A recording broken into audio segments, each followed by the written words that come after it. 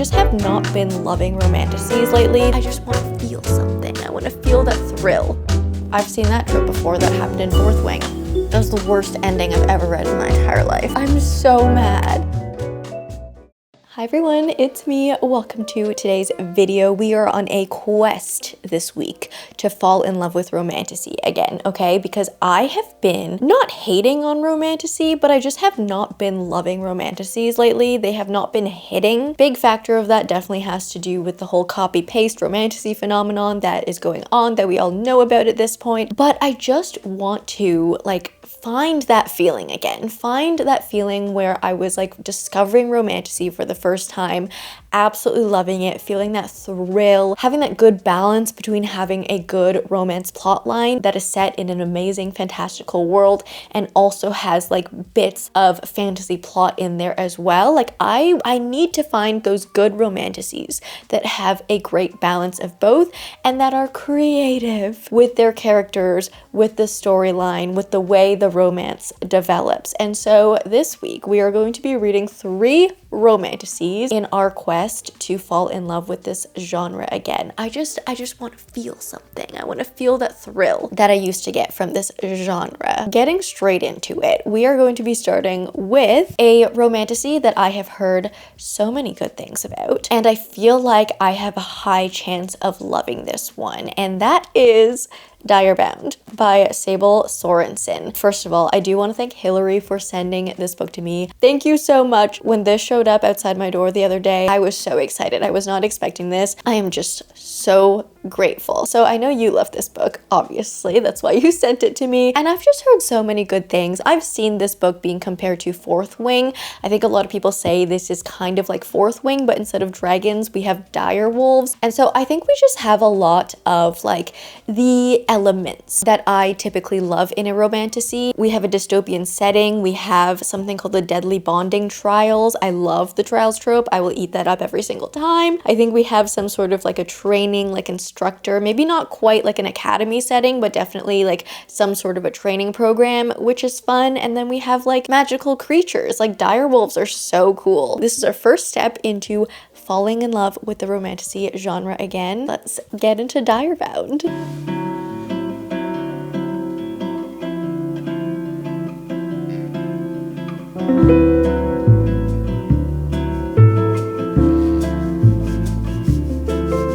So 10 pages into this and we already had a character that smelled like pine, but it's okay. I know that I mentioned that's one of my newfound pet peeves with Romantasy, just because pine is such an overused scent for a being, for a character. Also, why do we actually need to describe the scents of characters? I know Sarah J Maas probably didn't start it, but she kind of made this whole phenomenon of smelling your main character a thing, a trend. But I do not think that the character who smells like pine is actually the love interest in the series, just knowing how Romantasies tend to go. But that was just something funny I noticed. Anyways, I am on page 130-ish now, and I can definitely see why people call this a Fourth Wing with dire wolves, because there are quite a lot of similarities. So our protagonist is Marin. She's a pretty feisty female main character. At the beginning of the book, her sister goes missing. She gets kidnapped. So Marin decides she needs to enlist in the military to get to the front of this war that's happening in this world, to go and find her sister there, because that's where she suspects her sister is. In our world, our war is primarily between the bonded, and the bonded are basically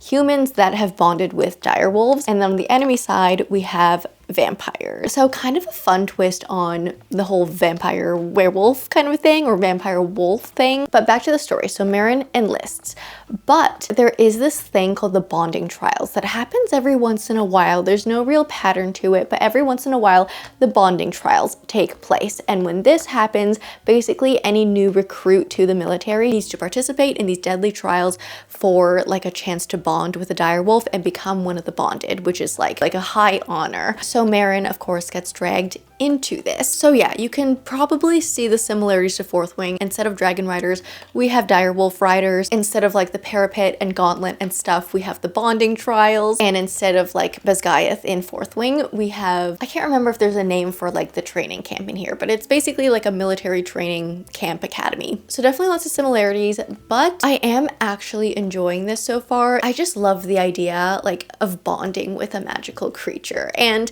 yes, the bonds with the direwolves in this do seem quite similar to the bonds with the dragons in Fourth Wing as well. It's like the whole thing, like you don't pick a direwolf, the direwolf picks you.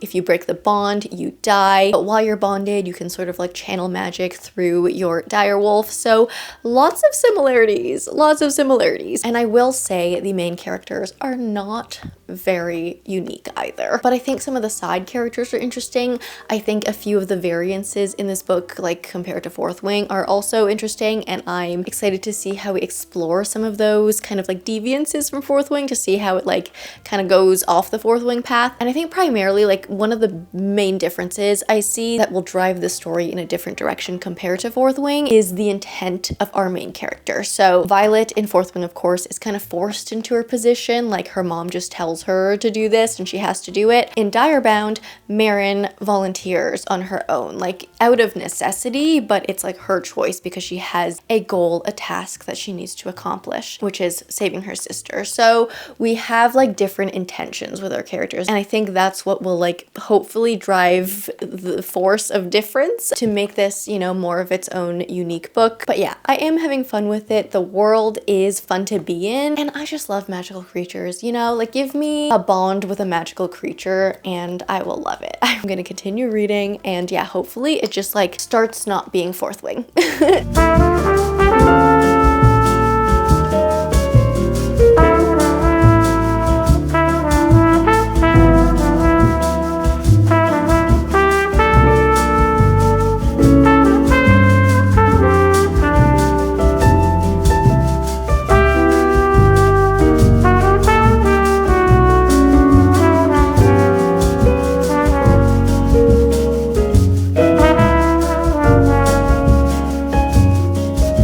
So we're only 2 days into this week of reading Romantasy, and I feel like I've already like taken away so much from this little experiment of reading. Here's the thing. I feel like with books, with especially Romantasy books, but really this could apply to books of any genre other than maybe like general fiction, but most books in like pretty much any genre will likely remind you of another book in that same genre. Like if you read a Romantasy, like 99% of the time you're going to read at least like 6 elements in it that remind you of some other Romantasy. If you are a person who has read like a significant amount of books, there are only so many like deviances, like different elements, different tropes that will be in these books of the same genre. So after you've read quite a few books in one genre, you have to, of course, first figure out what you like figure out what types of elements, what types of writing and all that you personally prefer, and look for those. But also you just have to like start looking for the subtleties in things. So like, yes, as I'm reading this, I'm like, oh, I've seen that trope before, that happened in Fourth Wing, or like that happened in Red Queen, or that happened in whatever. Like that's never going to stop. But it really is, especially with Romantasy, it's now about, yeah, the subtleties, the style of writing, the little quirks in the characters, our emotional journey, stuff like that. So I'm now looking for more of those things to like get me into it. And I will say there are quite a few things in here that I am loving. I do think the plot is very interesting. I think the sort of like emotional journey of our protagonist is interesting. Some parts are a bit annoying, and there are definitely a lot of annoying and frustrating like characteristics to her, but I do appreciate this emotional journey we're going on, and like how she's going about trying to achieve like what she wants to achieve. So overall, I am liking this. I will say though, at this point, I think this like romantic plot line, or like not even the romantic plot, but like the mood of the romance, or like the subgenre of romance, feels a little bit darker than I personally prefer. I think there are some like there are some like wolfy physical intimacy things in here that are included that I could probably do without. And overall, we do have quite a bit more spice in here than I typically prefer. But I think big picture, I am just really enjoying this plot. There are some things like in the writing that do annoy me. Like there's some certain modern day slang that's included in this book that I know can kind of throw you off when you're trying to read a fantasy book that is set in like, you know, olden day castle settings. And there are a few things that keep getting reiterated that are a little annoying. Certain things like, I don't know, a specific male character like constantly like making eye contact across the room with our female main character and she's like, ooh, crap, he's looking at me. Kind of stuff like that that's being just really repetitive right now. That's kind of getting on my nerves a little bit. But yeah, overall, I am enjoying the progression of the story. So I'm gonna keep reading.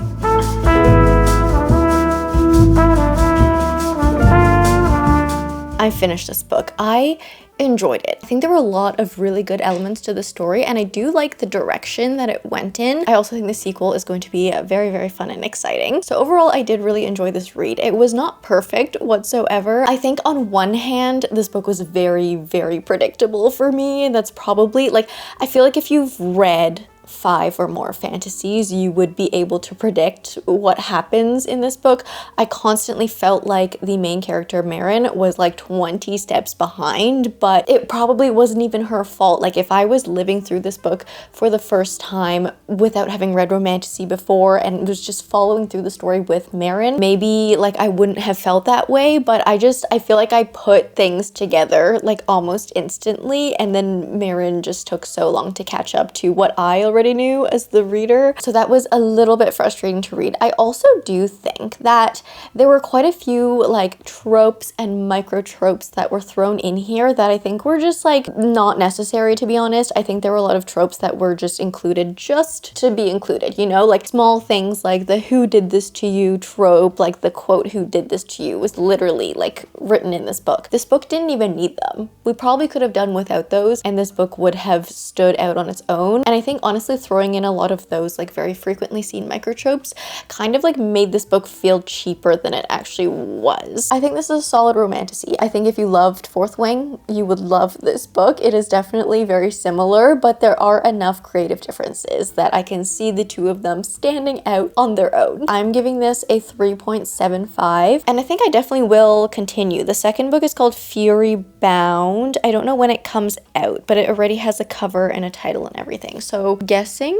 it's soon. I was looking at the back of this book and realized Sable Sorensen is not one person. Sable Sorensen is actually the pen name for Eliza and Annie, two fantasy fangirls who grew up on a steady diet of wizards, magical creatures, and sweeping love stories, which is super fun. We are going to switch over to our second romantasy read. I actually have my monthly TBR in this little cubby beside me, and I see a romantasy sitting there staring at me from my September TBR. And if you watched my September TBR video, you will know that that romantasy is Metal Slinger by Rachel Schneider. Another one that's been making its rounds through social media, and I've had a couple of personal friends that have read this and have really loved it and have been really surprised at some sort of a plot twist at the end. So I'm excited to see what that is because Direbound was quite predictable for me. I'm gonna see if Metal Slinger can surprise me, but this is also a romantasy, of course. But this one I think is like somewhat of a pirate romantasy, which is something new. We're gonna dive into this one for our second romantasy read of the week.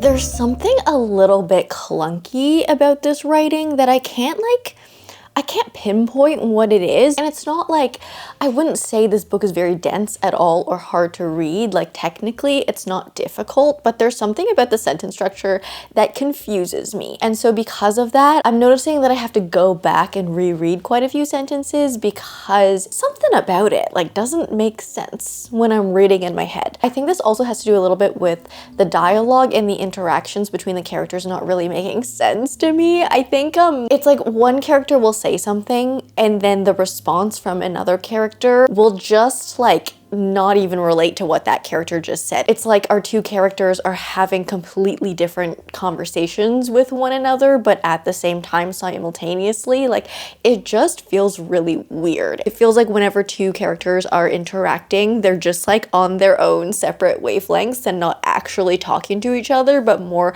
talking at each other. So that's feeling a little bit weird. But just to tell you a little bit more about what this actually is about, our main character's name is Bryn. She is one of the Allaha people, and the Allaha people years ago were exiled to live like not on land because of this war that happened. So the Allaha people have settled like in the ocean. They've kind of made this like makeshift settlement over the water, which actually seems like a really cool environment. Once a year there's this event, this day that happens. It's called the marketplace, and it's hosted by the Kenta people, who are like the main group of people who exiled Allaha in the first place. But Kenta hosts a few Allaha people every single year for one day to just like facilitate like traded goods essentially. So our main character Bryn gets selected as that small group of people to go to the marketplace, but when she arrives at the marketplace, there is this like enemy Kenta soldier with dark knowing eyes that sort of messes up the entire day, and then we just go on from there. That is the start of our journey. I do really like this environment. I like this world. I think it feels refreshing to have this kind of like ocean setting and ocean environment. I'm also really interested in the politics in this world. Again, like not anything too complex, but you don't really like, I never expect anything that's like that crazy complex politically in a romantasy, but the setup is interesting enough that it feels nice. It feels refreshing. I do really enjoy this world. And while on one hand, I can already see some like, you know, of those very common romantasy tropes, and I feel like I can predict like what's gonna happen in this story. I think the journey getting there so far has been interesting. It's actually been taking a bit of a different trajectory than you would normally see in a romantasy story. So there are quite a few refreshing things to this one. I hit like around 100 pages yesterday, I think. We'll see what happens. We'll see if my predictions actually come true, because from what I've heard that this is a romantasy that actually throws you off. So I'm like, I mean, I think I can see what's going on. It seems obvious to me, but like maybe that's not actually the case, and maybe this one will actually surprise me. So yeah, gonna keep reading.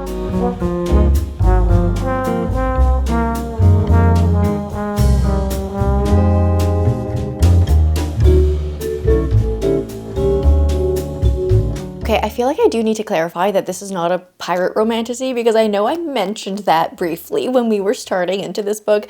Definitely not a pirate romantasy, but it is like a very like seafaring adventure. So still fun. We still get like that element of like a boat ocean adventure, but it's definitely not pirates. It is not pirates. I am like, I guess 2/3 of the way in, you could say. There are actually quite a few twists and turns in this one that caught me off guard, and I can tell Rachel Schneider had like a lot of fun plotting this book out because of all these fun twists and turns that like they just keep you like on your toes. I will say this one does feel quite YA. I think kind of like all around. Like the writing feels YA, the characters feel YA, and also like the movement of the story feels YA, but that's not a bad thing for me. I also am really liking this romance. I think the romance in here is not very typical romantasy. It feels less angsty. It feels less like typical enemies to lovers. There is definitely some tension there, but I think it's more filled with like cute moments, which I'm enjoying. Like I'm having a lot of fun with it. I will say, I don't think this is an ARC copy that I have. It doesn't say that it's an ARC, but there are quite a few editing issues, like glaringly obvious editing issues, and that might explain why at the beginning I was saying there's something weird and clunky about the writing style and some things I don't understand. I think this just needs to go through another round of editing. The issues I'm seeing are kind of like all around the spectrum. Like there are a few little continuity issues. There were some issues about like getting east and west mixed up that I noticed as well. Like some of the directional things didn't make sense and were directly like contradicting each other. And also just like more technical editing to the line, to the word. I'm seeing some typos. I don't know if it's just my copy that has these issues, but yeah, I'm seeing quite a few like obvious mistakes in here that need to be fixed. Let's continue reading today and finish off Middle Slinger.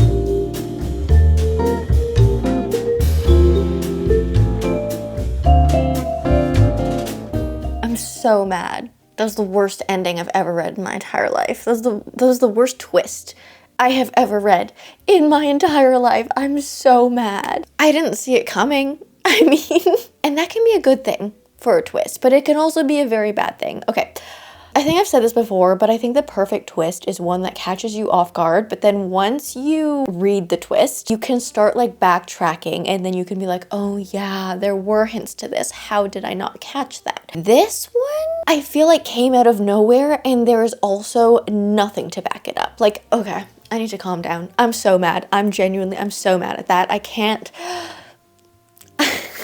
I was warned that there was a big twist at the end of this book, but I thought it would be a twist that would like get me excited, not get me mad. But I am mad right now.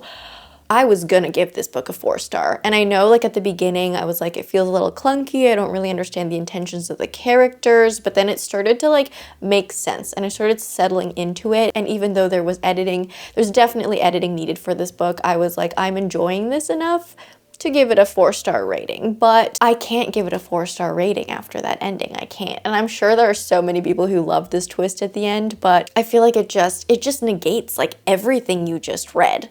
Like why did I just read this entire book to have that ending? I mean, if there's something that I missed, because I feel like I was reading this book quite carefully too, like trying to catch all the details and stuff, I cannot for the life of me think of like anything that was in the book that would have pointed towards this twist. But if there is something that I missed and you're like, Jamie, no, there was build up towards this. There was like substantial evidence to build to this twist. Let me know in the comments, but please, if you're gonna put like spoilers and stuff, put a like spoiler warning and then, you know, enough space that people don't accidentally see it if they haven't read this book. I feel like I need to lower this rating by an entire star, so I'm gonna give it a 3-star.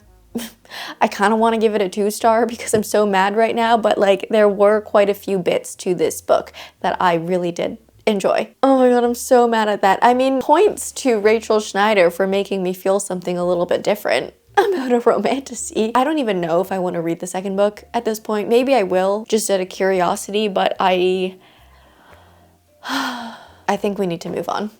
I have a couple of, I'm just staring at my TBR over there, but I have a couple of other options that we could read for my third book, but there's one in particular that is really enticing me right now. So let's go grab it. I feel like I need to read a book that I haven't heard that much about, because Direbound I've heard a lot about, Metal Slinger I've heard a lot about, but Immortal Consequences by Ivy Marie. I haven't really seen anyone read this yet, but this one is I think it's a multi-POV romantasy, which I always have fun with multi-POV romantasies because they can help add a little bit of variance compared to the usual romantasy structure where we follow 1 or 2 POVs and you just follow like the one main romance. But our 6 characters go to this school, go to this academy. So we have a fun academy setting, which I love, and also I feel like is perfect for September, kind of like back to school season. And I think the school is located at the gate, like located at the perimeter between the world and like the afterlife world. Let's see, let's get some more details. So this says, welcome to Blackwood Academy, the legendary school located on the fringes of the afterlife.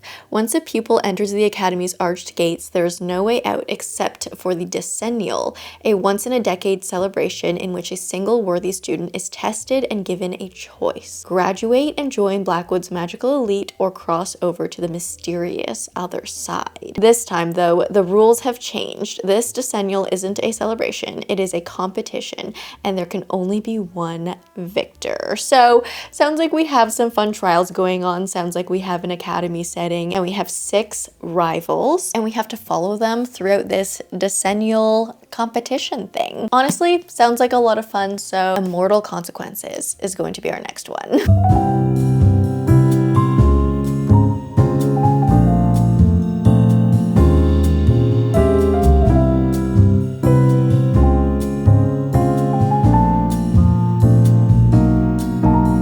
I'm having having so much fun with this one, you guys. I read about 150 pages of this yesterday, so to give you a better feel of what this book is about, we do follow the 6 rival students, as we mentioned. They are at Blackwood Academy, which is located in purgatory, so we are literally in that in-between space between life and the other side. And the students that come here just kind of like drop in when they die, essentially, because we are in this like middle space between moving into the afterlife. So everyone at this school is actually dead, but they're kind of like half dead. They're not quite moved on. So everyone's just stuck here for a very, very long time. But there is this one thing where if you've been here for some hundreds of years, you start basically losing your mind. So there is this sort of time pressure to either leave the school and go to the other side, or to ascend, like you become this upgraded magical dead person essentially, but you are no longer at risk of losing your mind. So the only way to like move on is to be selected for the decennial, which in this book is a competition. So we follow our 6 students through that, and I'm having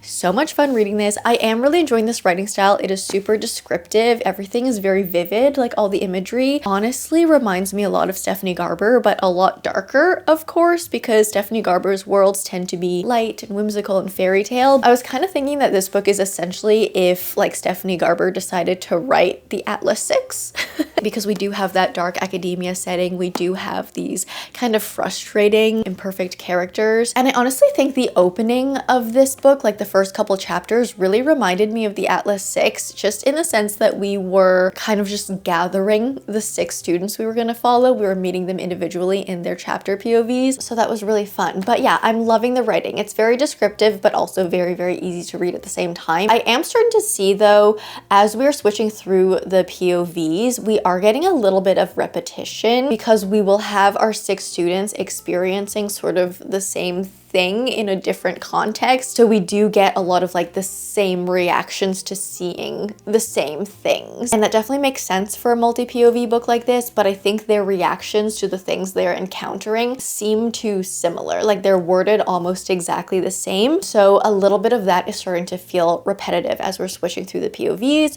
but I'm still having fun. I'm enjoying the story. I think this environment is really, really lovely. Like not lovely because we're in purgatory, but like it's atmospheric. It's very immersive. So we're gonna continue reading this.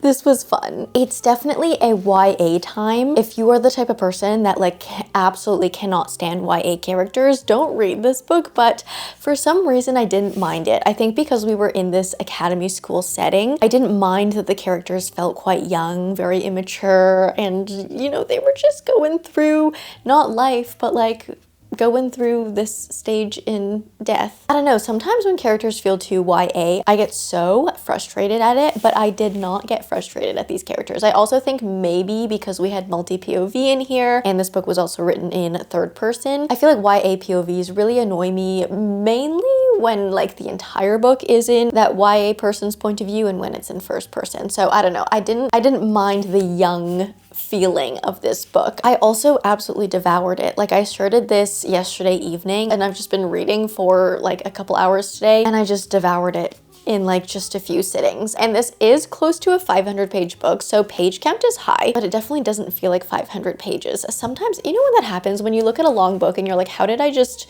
blast through that so quickly? The writing is definitely simple and easy to read. I also think as well, like 400 or 500 pages, we didn't have too much happening here. And I don't want to say there was no plot in this, because there was definitely a very fun plot going on, but I think because we were switching between 6 different POVs, and we were also not even like switching through 6 vastly different POVs, like the characters were different, but what they were going through was very similar. So we were just reliving sort of the same moments through everyone again as they were going through like these trials in the competition. Because of that, I feel like not that much actually happened in the plot, but you just had to experience these like few events through everyone. So the overall, I guess, picture of the story, like not that much happened. And also I think because we were going through so many POVs, we didn't go really too into depth into everything. We just kind of covered a whole bunch of things that the characters were going through, but we didn't really delve deep into anything. But again, that is usually something I would dislike about a book, but for some reason I didn't mind it in this one. I think just because of the structure, because of the formatting of this book, I didn't expect to go like so deep into each POV, knowing that we were following 6 characters. And I'm sure as we like go along in the series, we will continue to get deeper and deeper into each of our characters, but I was satisfied with the amount that we got for each character, even though I fully admit and I fully see that like we didn't really get into it, if that makes sense. But yeah, I thought this was really fun. I'm gonna give this a 4-star. I think I really enjoyed it. I think for the majority of this book, I was hovering anywhere between 3.5 to 3.75, but I think the ending of this book made me really excited. Like there were some fun twists in there, and I think I'm definitely gonna pick up the next book when it comes out. But that being said, that was our week of reading romantasies and trying to fall in love with the romantasy genre again. Was it a success? I mean, I did enjoy Direbound. I was a little conflicted as I was reading through it, but overall I think I did enjoy that book. Metal Slinger I was enjoying until the very end, and I got so furious at the ending. I've also been talking to a bunch of you about the ending because I posted a story on my Instagram, and so many of you guys were also like, oh my god, I felt the exact same way about the ending of this book. So glad to hear I'm not alone. I do know some people really, really love that twist though. Emmy in particular. I've also been chatting a little bit with Emmy, just trying to get like the other side of like the perspective of someone who enjoyed a twist like that. So that's been really interesting to kind of see the other side of that as well. But with Metal Slinger, I think I'm gonna have to read the next book. I think I'm gonna have to. I kind of like, really dislike it right now, but I feel like right now it feels like a half-baked twist to me. It feels like it's just been introduced, and I'm hoping that the sequel will give us like the bigger picture, will give us the answers that we are looking for to explain why that happened, because I think with the evidence that we have from the rest of that book, I don't think that twist was justified. I still don't, but I'm like, I'm gonna give Rachel Schneider the benefit of the doubt, and I'm gonna I think I'll have to read the second book to see if it helps erase my fury. So mixed on Metal Slinger, but then I really enjoyed Immortal Consequences. So I think overall successful reading week. But yeah, that being said, I hope you enjoyed this video. If you did, please leave me a like and a comment. If you don't know what to comment down below, let me know what your absolute favorite romantasy read is. If you like me, subscribe, do that bell thing, and I will see you in the next one. Bye!